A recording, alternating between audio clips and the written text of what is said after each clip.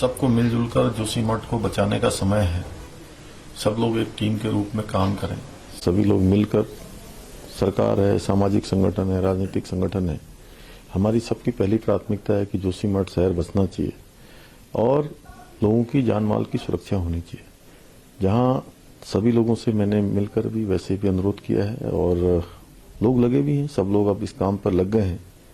और जो खतरे की जद में आने वाले 68 मकान थे उन सभी को शिफ्ट किया गया है और जो एक जोन बना है 600 मकानों से अधिक का, उनको भी वहां से सुरक्षित स्थानों पर ले जाने की कार्रवाई गतिमान है। और माननीय प्रधानमंत्री जी भी लगातार इसकी समीक्षा कर रहे हैं, लगातार व्यक्ति।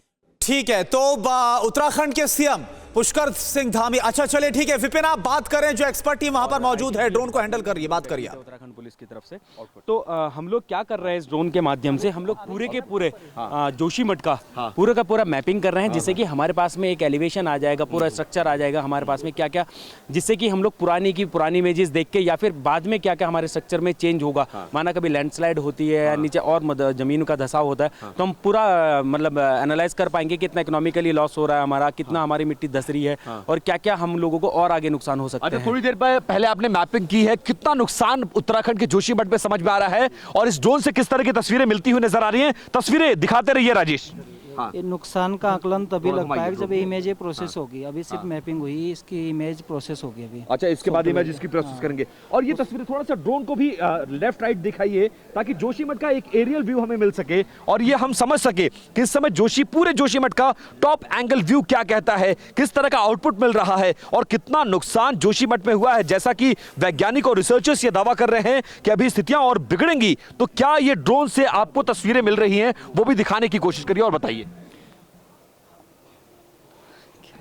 किस तरह की तस्वीरें मिल रही हैं आपको जो अभी तक ड्रोन फ्लाई कर रहा है, कितना नुकसान आप लोगों को दिखता है, तस्वीरों में नजर आया। ये इमेज प्रोसेस के बाद आकलन लग पाएगा इसका। अभी जो मॉनिटरिंग हुई है उसका सॉफ्टवेयर से इमेज प्रोसेस होगा। अच्छा, जब पूरा इमेज प्रोसेस हो जाएगा उसी के बाद आकलन लग पाता है उसका। अच्छा, जो 600 घरों का नुकसान हुआ, कोई ऐसा भी इलाका आप लोगों को इमेज में देखने को मिला जहां सबसे ज्यादा नुकसान हुआ?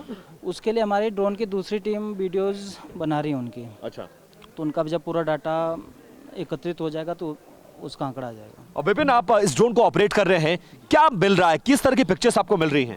यार मुझको कहीं कहीं पे कुछ दरारें भी मिल रही हैं, कहीं कहीं पे धसाव भी मुझको मिल रहा है इसके अंदर जो हो रखा है, तो उसी का ही हम लोग कैप्चर करने की कोशिश कर रहे हैं। और मोस्टली हमारी एक टीम और है जो कि पर्टिकुलर उसी हॉटस्पॉट की हम लोग मैपिंग करेंगे, जिससे कि पूरा का पूरा हम लोग एलिवेशन निकाल पाएंगे कि पहले क्या स्ट्रक्चर था, अब कितना एलिवेशन हो रहा है, कितने दिन में कितना एलिवेशन हुआ है और आने वाले टाइम में कितने दिन में कितना एलिवेशन हो जाएगा और कितना लोगों के ऊपर खतरा है। या जो लोग अभी भी ये कहा जा रहा है कि जोशीमठ पे खतरा टला नहीं है, इमेजेस क्या गवाही दे रही हैं? यार इमेजेस को देख के अगर देखा जाए तो खतरा है, लेकिन धीरे धीरे, लेकिन अभी थोड़ा सा टाइम लगेगा मेरे अकॉर्डिंग। तो मुझे लगता है कि जैसे कि थोड़ा टाइम लगेगा।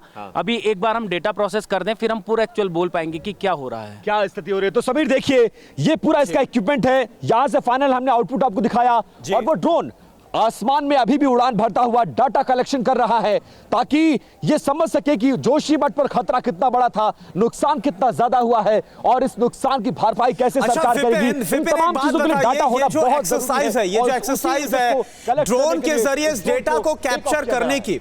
विपिन, ये जो ड्रोन के जरिए डेटा कैप्चर किया जा रहा है, मॉनिटर किया जा रहा है, ये कब तक चलेगी और इसका पूरी तरह से मकसद क्या? लोगों को यहां से रिहैब करना, यहां से शिफ्ट करना, सबसे जो खतरनाक जोन है उन्हें चिन्हित करना है, या फिर क्या किया जा सकता है, कैसे जोशीमठ को बचाया जा सकता है, उसके अस्तित्व को, इस पर भी इसके आधार पर काम होगा?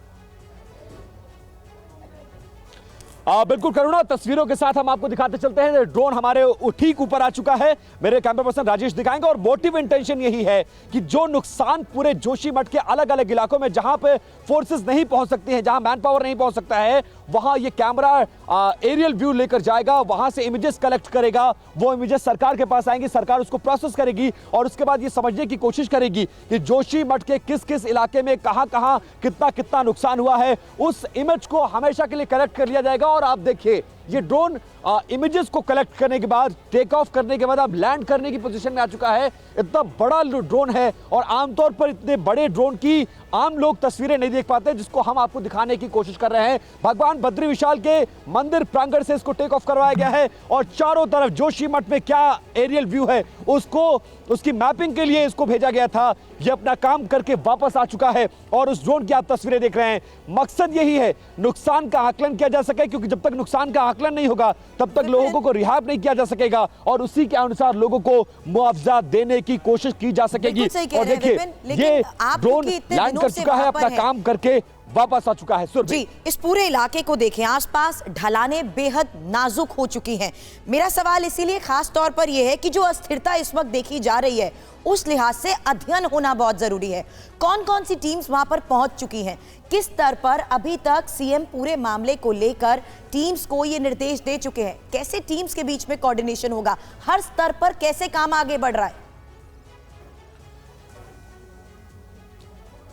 देखिए, चाहे लोकल एडमिनिस्ट्रेशन हो, डिस्ट्रिक्ट एडमिनिस्ट्रेशन हो, स्टेट एडमिनिस्ट्रेशन हो या फिर सेंट्रल एडमिनिस्ट्रेशन हो, चारों में कोलैबोरेशन होना बहुत जरूरी है और अभी तक कोलैबोरेशन होता हुआ नजर आ रहा है। यही वजह आपने देखा होगा कि जब प्रधानमंत्री कार्यालय के प्रधान सचिव पीके मिश्रा ने वीडियो कॉन्फ्रेंसिंग की तो सिर्फ डिजास्टर मैनेजमेंट के अधिकारियों के साथ नहीं बल्कि स्टेट के अधिकारियों और खासकर चमोली डिस्ट्रिक्ट का जो एडमिनिस्ट्रेशन है जो पूरा का पूरा कार्यक्रम चला रहा है, उनके अधिकारियों को भी इसमें शामिल किया गया। उनसे राय मांगी गई, उनसे एक्चुअल डाटा मांगा गया, नुकसान की भरपाई कैसे हो सकती है, नुकसान कितना बड़ा है, सब कुछ डाटा यहां से लिया गया। क्योंकि जब तक लोकल स्तर पर जो लोग काम कर रहे हैं उनके पास का डाटा ऊपर तक नहीं पहुंचेगा तब तक ऊपर से नुकसान का आकलन नहीं हो पाएगा और लोगों को जो राहत है वो नहीं दी जा सकेगी। इसीलिए चाहे वो ड्रोन हो, चाहे लोकल पटवारी के स्तर पर जो सबसे छोटा कर्मचारी होता है तहसील का, उससे भी डाटा कलेक्ट किया जा रहा है, एक एक घरों पर निशान लगाया जा रहा है, एक एक फोटो खींची जा रही है, नुकसान का आकलन किया जा रहा है, उनको उन तक खाना पीना पहुंचाया जा रहा है। तो नुकसान का आकलन किया जा रहा है। जब तक नुकसान का बिल्कुल विपिन, तो आप ये एक्सक्लूसिव और जो इंफॉर्मेशन आप पहुंचा रहे हैं,